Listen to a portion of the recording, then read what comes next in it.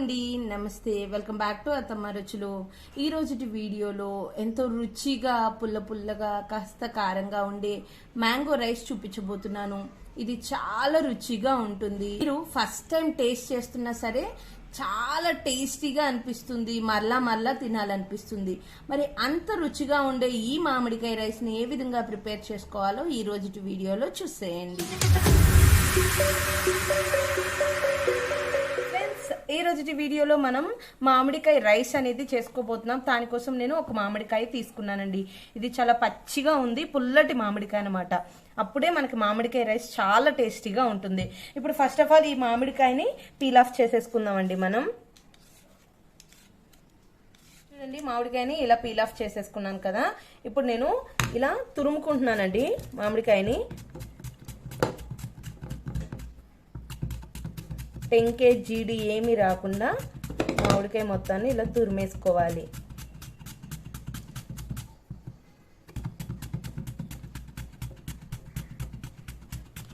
Friends చూడండి, ఇదిగోండి టెంకిని ఇలా సపరేట్ చేసేసుకొని మామిడికాయ మొత్తాన్ని ఇలా తురుముకున్నాను.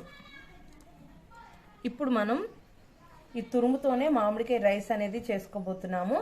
అందుకోసం నేను ముందుగానే రైస్ని ఉడకబెట్టేసి ఇలా చల్లారబెట్టేసుకున్నానండి.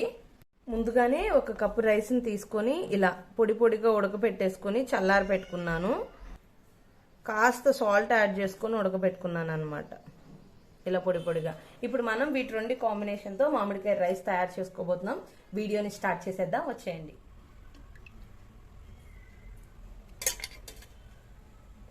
ఫ్రెండ్స్, మనం 2 టేబుల్ స్పూన్ల ఆయిల్ వేసుకొని ఇలా హీట్ చేసుకోవాలి. ఆయిల్ హీట్ అవుతూ ఉండగానే మనం తాలింపు దినుసుల్ని వేసుకోవాలండి.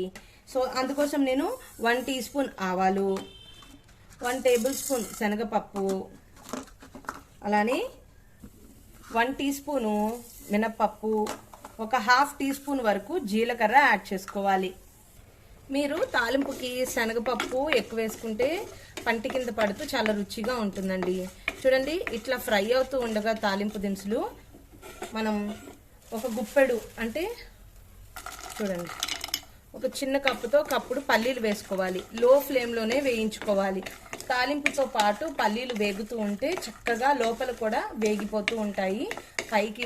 ఫ్రెండ్స్ చూడండి, చక్కగా పల్లీలు వేగిపోయినాయి, తాలింపు కూడా వేగిపోయింది.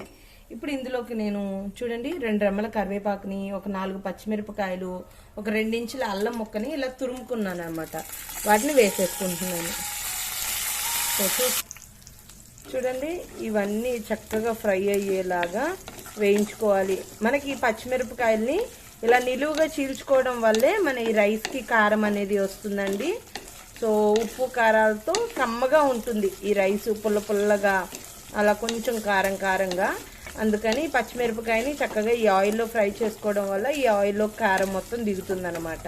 చూడండి, పచ్చిమిరపకాయలు కూడా చాలా చక్కగా ఫ్రై అయిపోయినాయి కదా.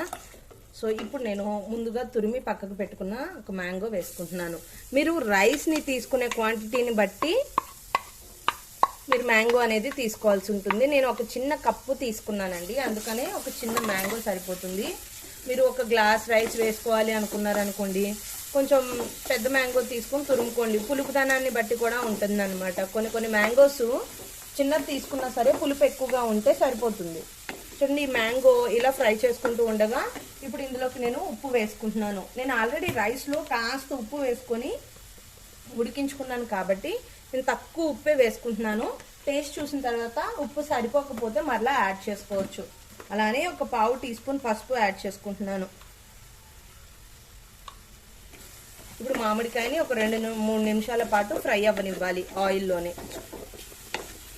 చూడండి, మనకి చక్కగా మ్యాంగో కూడా కుక్ అయిపోయిందండి. ఇప్పుడు మనం ముందుగా చల్లారబెట్టుకున్న రైస్ని యాడ్ చేసుకుంటున్నాను. కాస్త పొడిగానే వండుకోండి, అప్పుడే ఇట్లా బాగుంటుంది అనమాట, పొడిగా. ఈ రైస్ మొత్తం వేసుకున్న తర్వాత ఇలా కలుపుకోవాలండి, మొత్తం కలిసేటట్లు. స్టవ్ ఆఫ్ చేసుకోకూడదు. ఒక 2 నిమిషాల పాటు మనం ఈ రైస్ వేసిన తర్వాత కూడా స్టవ్ ఆన్లోనే ఉంచుకొని కలుపుకోవాలి. అప్పుడు ఈ వేడికి మామిడికాయలో ఉన్న పులుపు కూడా రైస్కి పట్టేసి భలే రుచిగా ఉంటుందన్నమాట. ఇది కేవలం మనకి 5 నిమిషాల్లో అయిపోతుంది. ఈ మామిడికాయల సీజన్లో మీకు కూరలు ఏమీ లేనప్పుడు, మీకు డిఫరెంట్గా తినాలి అప్పటికప్పుడు అనుకున్నప్పుడు మీ దగ్గర చద్దన్నం ఉన్నా సరే ఇలా చేసుకొని తినేయచ్చు. కొంచెం రైస్ని అయితే వేడి అవ్వనిద్దాం. సో మీకు రాత్రి వండిన అన్నం మిగిలినా సరే మీ దగ్గర ఒక మామిడికాయ ఉంటే ఈ పులిహోర ప్లేస్లో ఇలా చేసేసుకోవచ్చు. చాలా డిఫరెంట్గా ఉంటుంది, టేస్టీగా ఉంటుంది, సూపర్ ఉంటుందండి. మీరు ఇంకా ఫ్లేవర్స్ కావాలంటే ధనియా పౌడర్ ఇవి కూడా యాడ్ చేసుకోవచ్చు. బట్ నాకు ఇలానే నచ్చుతుందండి, అందుకే నేను ఇలానే చూపిస్తున్నాను. నేను ఇంట్లో ఏ విధంగా అయితే ప్రిపేర్ చేసుకుంటాను అలా ఇస్తున్నాను అన్నమాట.